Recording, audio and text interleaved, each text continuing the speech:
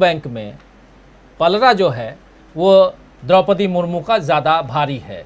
अगर कहा जाए तो जिस कम्युनिटी से बिलोंग करते हैं यशवंत सिन्हा, वो सब कुछ उनके पक्ष में रहते हुए, झारखंड के रहते हुए, हजारीबाग, तमाम चीज़ें, एक लंबा करियर, सब कुछ सही। लेकिन जब द्रौपदी मुर्मू को सामने लाया गया तो दो बातें सामने रखी गई, उस बात पर भी ध्यान देने की ज़रूरत है। पहली बात आदिवासी समुदाय, दूसरी बात महिला, और ये दोनों आप जोड़ लीजिए तो ये कॉम्बिनेशन जो है वो सत्ता पक्ष हो या विपक्ष हो, सब पे वो भारी पड़ता है। और यहाँ पर कोई भी रहता इनके सामने यशवंत सिन्हा टाइप का, माफ करें कोई से मतलब और मैं किसी और की बात नहीं कर रहा हूँ, यशवंत सिन्हा टाइप के अगर कोई रहते तो वही स्थिति होती जो आज यशवंत सिन्हा की है।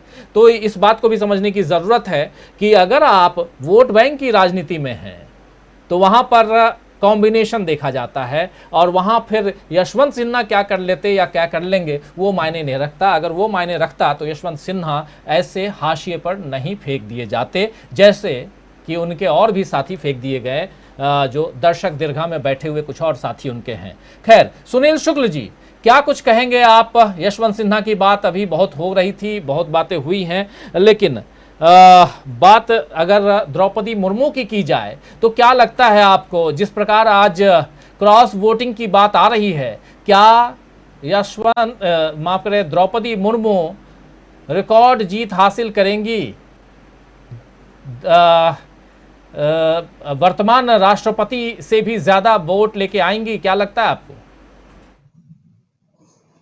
नहीं, एक तो राजीव जी, द्रौपदी मुर्मू के जीत में कोई बहस नहीं है, जीत उनकी सुनिश्चित है।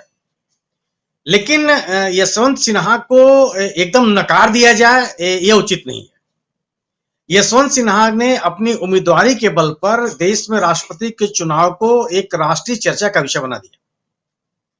और दूसरी चीज कि जहां तक की बात है, जब आप दलीय समर्थन से कोई चुनाव लड़ते हैं तो उसमें व्यक्तिगत उम्मीदवार अपने बल पर कितना लोगों को खींच पाएगा, इस आधार पर उसकी उम्मीदवारी को आंकना ये गलत, ये बहुत तार्किक नहीं कहा जा सकता।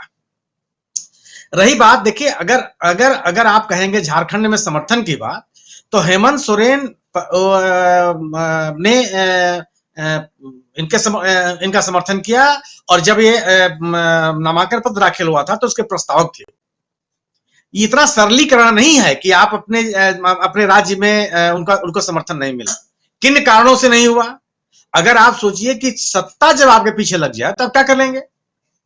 और दूसरी चीज कि मैंने जिस तरीके का दबाव विपक्ष के ऊपर है, और राजनीति को जिस सुचिता के साथ उम्मीद की जाती है कि राष्ट्रपति उपराष्ट्रपति के चुनाव लड़े जाएंगे, वो सुचिता में लगातार ह्रास हो रहा हो, तो इस आधार पर मूल्यांकन करना किसी उम्मीदवार का, ये बहुत मतलब उस उम्मीदवार के साथ अन्याय है।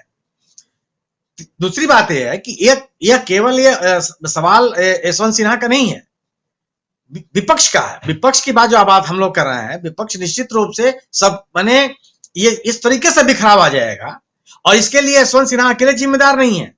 अगर ओम प्रकाश राजभर यशवंत सिन्हा का समर्थन नहीं कर रहे हैं तो इसके लिए अखिलेश यादव जिम्मेदार है। अगर आप अपने गठबंधन को, जो अभी मुश्किल से कुछ महीने पहले, 1-2 महीने पहले जिस गठबंधन के साथ आपने विधानसभा का चुनाव लड़ा, और उस गठबंधन का और राष्ट्रपति का चुनाव आते आते उससे बिखराव पैदा हो जाए, उसको एक रखने की आप कोशिश न करें, अपने गठबंधन के नेताओं से आपका संवाद भी ना हो, तो इसके लिए यशवंत सिन्हा को हम जिम्मेदार नहीं ठहरा सकते। इसमें अखिलेश यादव की भी बहुत बड़ी जिम्मेदारी है। दूसरी चीज यह है कि अगर मतलब अब ममता बनर्जी, मैं खुद ही कर, ममता बनर्जी वो पहली उम्मीदवार नेता थे जिन्होंने यशवंत सिन्हा को मेरा उम्मीदवार बनाया, और उम्मीदवार बनाने के बाद आप पूरे कैंपेन से गायब हो गए। यहां तक कि अपने राज्य में भी आपने उनको आमंत्रित नहीं किया कि वहां जाकर के अपनी बात कहें, अपना वोट भी मांगे हो। राष्ट्रपति पद का उम्मीदवार अगर कोई उस राज्य के दल आमंत्रित नहीं करते तो अकेले जाकर थोड़े वोट मांगता है, संभव ही नहीं है उसके लिए। तो इन स्थितियों में विपक्ष के साथ जो विपक्ष को के एकजुटता की जो हम लोग बात कर रहे हैं, उसमें थोड़ा कि विपक्ष अपने जो तमाम विपक्षी दल हैं अपनी पहचान को खत्म कर दें, अपनी विचारधारा को खत्म कर दें और एक साथ आ जाए, बिल्कुल नहीं है।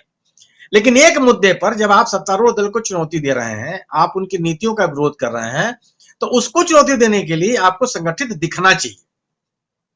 आम जिन लोग जो इस चुनाव में तो व्हिप जारी नहीं होता, लेकिन अगर कोई व्यक्ति ऐसा है जो आपको वोट देना भी चाहता है, लेकिन आप विपक्ष की तरह से ना दिखाई पड़े, तो क्यों आप वोट देगा? फिर वो जहां वहीं लगा रहेगा। तो क्रॉस वोटिंग भी तभी होती है जब आपको लगे कि आप चुनौती देने की स्थिति में हैं और आप चुनौती दे रहे हैं। हारना जितना अलग की बात हो गई। यशवंत सिन्हा के बारे में आप कोई दो राय नहीं है कि द्रौपदी मुर्मू को उम्मीदवार बना करके एक बड़ी राजनीतिक चाल चली है भारतीय जनता पार्टी ने, और उस अपनी राजनीतिक चाल में वो सफल भी है, इसमें भी कोई बहस नहीं है। लेकिन राष्ट्रपति के पद के चुनाव को लेकर के आप सियासी गुणाभाग के हिसाब से अपने उम्मीदवार को तय करें, यह बहुत उचित नहीं है, यह लोकतंत्र के हित में नहीं है। आपको उस पद की गरिमा का भी ध्यान रखना होगा कि हम उस पद पे किसको ला रहे हैं।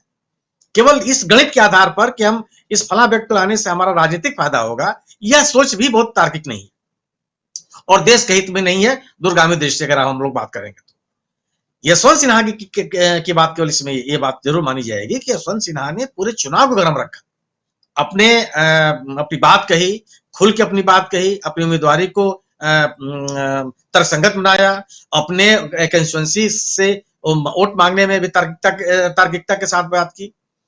तो एक उम्मीदवार के रूप में तो मैं मानता हूं कि एक योग्य उम्मीदवार है, लेकिन जिस तरीके से यह चुनाव लड़ा जा रहा है विपक्ष के द्वारा, यह निश्चित रूप से राजीव जी बहुत निराशाजनक। विपक्ष ने बहुत निराश किया, बहुत ही निराश किया। यह उम्मीद नहीं की जा रही थी।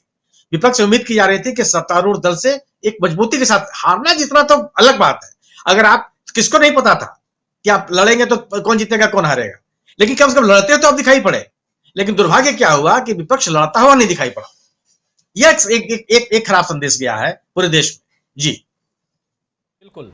विपक्ष में मजेदार तथ्य यहाँ पे यह है सुनील जी कि कांग्रेस का कैंडिडेट नहीं, लेकिन यशवंत सिन्हा ऐसे कांग्रेस की झोली में डाल दिए गए कि हर जगह कांग्रेस ही सामने दिखाई दी। चाहे कई राज्यों में देखिए प्रेस कॉन्फ्रेंस करते हुए कांग्रेस के नेता ही आजू बाजू दिखाई दिए, बाकी लोग जो हैं वो अपनी अपनी जगह पे। और बहुत सही कह रहे हैं आप, ममता बनर्जी को आगे आना चाहिए था। ये बाद में समझ में आएगा कि आखिर ममता बनर्जी ने ऐसा क्यों किया। आने वाले समय में बहुत जल्दी पता चल जाएगा।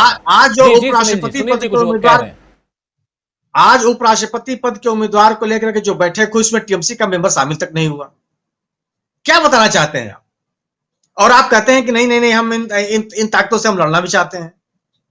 तो अब क्या यह संभव? आप अपने राज्य में लड़ लिए, बिल्कुल ये आपकी ताकत है और आपने उनको पराजित भी किया, आपने आपकी सरकार बनाई, आप इसके लिए विद्युत बधाई के पात्र हैं। लेकिन राष्ट्रीय पैमाने पर जब एक संघर्ष की बात हो रही है और आप उसमें से अपने आप को अलग कर लें, तो ये कहां से लॉजिकल है?